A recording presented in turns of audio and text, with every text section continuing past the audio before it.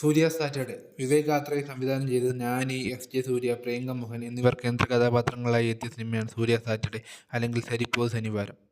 ഈ സിനിമയുടെ കഥയിലോട്ട് വരികയാണെങ്കിൽ, വളരെ ദേഷ്യക്കാരനായ ചെറുപ്പക്കാരൻ സ്വന്തം അമ്മയ്ക്ക് കൊടുത്ത വാക്കിന്മേൽ ആ ദേഷ്യം കൺട്രോൾ ചെയ്ത് സൊസൈറ്റിയിലെ ഓരോ പ്രശ്നങ്ങളെ നേരിടാൻ വേണ്ടി ഇറങ്ങുന്നതാണ് ഈ സിനിമയുടെ കഥ. ഈ സിനിമയുടെ പോസിറ്റീവുകളിലേക്ക് വരുമ്പോൾ ആദ്യം പറയേണ്ടത് ഡയറക്ഷൻ. വിവേക് ആത്രയുടെ ഡയറക്ഷൻ വളരെ നന്നായിരുന്നു. പിന്നീട് എടുത്തു പറയേണ്ടത് മ്യൂസിക് ആണ്. ജേക്സ് ബിജോയുടെ മ്യൂസിക്കും സോങ്സും ബാക്ക്ഗ്രൗണ്ട് സ്കോറും എല്ലാം വളരെ സൂപ്പറായിരുന്നു. അതും ഫൈറ്റ് സീക്വൻസിലും എലിവേഷൻ സീക്വൻസിലൊക്കെ അത് വളരെ ഇമ്പാക്റ്റായി തന്നെ വന്നിട്ടുണ്ട്. ഈ സിനിമയുടെ സിനിമാറ്റോഗ്രാഫിയാണ്. മുരളിയാണ് ഈ സിനിമയുടെ സിനിമാറ്റോഗ്രാഫി ചെയ്തിരിക്കുന്നത്. അത് വളരെ ഗംഭീരമായി തന്നെ പുള്ളി ചെയ്തിട്ടുണ്ട്. പ്രത്യേകിച്ച് ഫൈറ്റ് സീക്വൻസുകളിലൊക്കെ പുള്ളി ചെയ്തു വെച്ചിരിക്കുന്ന വർക്ക് വളരെ ഗംഭീരമാണ്. സിനിമാറ്റോഗ്രാഫിയോടൊപ്പം തന്നെ എടുത്തു പറയേണ്ട കാര്യമാണ് ഇതിലെ എഡിറ്റിങ്ങും. ഇതിലെ എഡിറ്റിങ്ങൊക്കെ വളരെ വളരെ നന്നായിരുന്നു. പ്രത്യേകിച്ച് ഫൈറ്റ് സീക്വൻസുകളിലേക്ക് വരുമ്പോഴുള്ള കട്ട്സൊക്കെ വളരെ നന്നായിട്ടുണ്ടായിരുന്നു. അതൊക്കെ വളരെ നല്ല രീതിയിൽ തന്നെ കാർത്തിക ശ്രീനിവാസ് കൈകാര്യം ചെയ്തിട്ടുണ്ട്. പെർഫോമൻസിൻ്റെ കാര്യത്തിലേക്ക് വരുമ്പോൾ ലീഡ് ക്യാരക്ടേഴ്സായി വരുന്നത് നാനി ആൻഡ് എസ്.ജെ. സൂര്യ രണ്ടുപേരും മികച്ച രീതിയിലുള്ള പെർഫോമൻസ് ആണ്. നാനി ഒരു അടുത്ത വീട്ടിലെ പയ്യൻ എന്നൊക്കെ നമ്മൾ പറയുന്ന പോലെ ഉള്ള പെർഫോമൻസ്, അതിൻ്റെ കൂടെയുള്ള ദേഷ്യം വരുന്ന ഭാഗങ്ങളും ആ ഇമോഷൻസൊക്കെ വളരെ നന്നായി തന്നെ പ്രകടിപ്പിച്ചിട്ടുണ്ട്.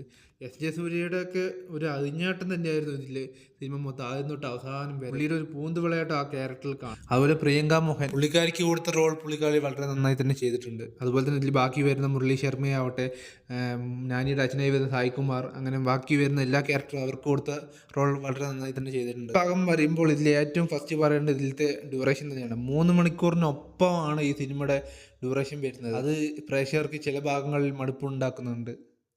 അതും റിപ്പീറ്റഡായി ഒരേ ടൈപ്പ് സീൻസ് വീണ്ടും വീണ്ടും അത് കാണുന്നവർക്കൊരു ബോറടി പോലെയാണ് അത് ഫീൽ ആക്കുന്നത്. ആ സീനൊക്കെ കുറച്ചും കൂടെ കമ്മിയാക്കി കുറച്ചും കൂടെ ക്രിസ്പാക്കി ഇത് കട്ട് ചെയ്ത് കുറച്ചും കൂടെ നന്നാവുമായിരുന്നു. അതുപോലെ ഇതിൻ്റെ പ്രഡിക്റ്റബിലിറ്റി, നല്ല ഒരു ത്രെഡ് എലമെൻ്റ് ഉണ്ടായിട്ട് പോലും ഇതിൻ്റെ വീക്ക് സ്ക്രീൻ പ്ലേ ആണ് ഇതിന് ചെയ്തിരിക്കുന്നത്. അതുകൊണ്ട് തന്നെ നമുക്ക് അറിയാം എങ്ങനെ പോയാലും ഇതിങ്ങനെ വരുള്ളൂ എന്നറിയാം. എന്നാലും അവർ കുറച്ചും കൂടെ എൻഗേജിങ് ആക്കി ഇതിൻ്റെ സ്ക്രീൻ പ്ലേ ചെയ്തിട്ടുണ്ടെങ്കിൽ ബെറ്റർ ഔട്ട്പുട്ട് കുറച്ചും കൂടെ കിട്ടുമായിരുന്നു. പിന്നെ ഇതിലുള്ള എമോഷൻസിൽ ആകെ വർക്കൗട്ടായി എന്ന് പറയുന്നത് അമ്മയുടെ സീക്വൻസാണ്.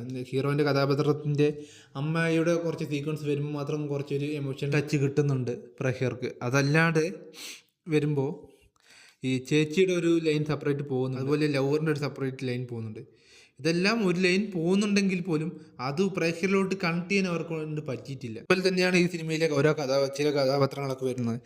ഈ കഥാപാത്രങ്ങൾ എന്തിനാ വന്ന് ആ ക്യാരക്ടറിന് ഈ സിനിമയിൽ ഒരു ഇമ്പോർട്ടൻസും ഇല്ല. വന്നു, പിന്നീട് ഒരു ക്ലൈമാക്സ് ഭാഗത്ത് വീണ്ടും വന്നു, അതിനെപ്പോലെ തന്നെ അവർ പറഞ്ഞു വിട്ടു. ആ ക്യാരക്ടർ എന്തിനാ വന്നെന്ന് ആ ക്യാരക്ടറിന് പോലും ഒരു ഐഡിയ ഇല്ലാത്ത ടൈപ്പുള്ള ചില ക്യാരക്ടർ.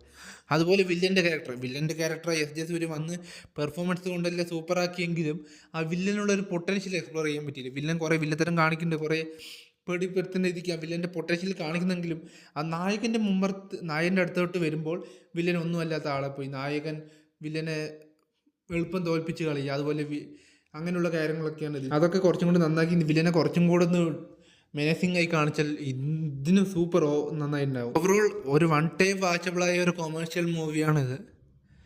തിയേറ്ററിൽ അത്യാവശ്യം കാണാനുള്ള ഫൈറ്റ് സീക്വൻസുകളും മേക്കിങ്ങും ഒക്കെ ഇതിനുണ്ട്. അതുകൊണ്ട് തിയേറ്ററിൽ പോയി കാണാം.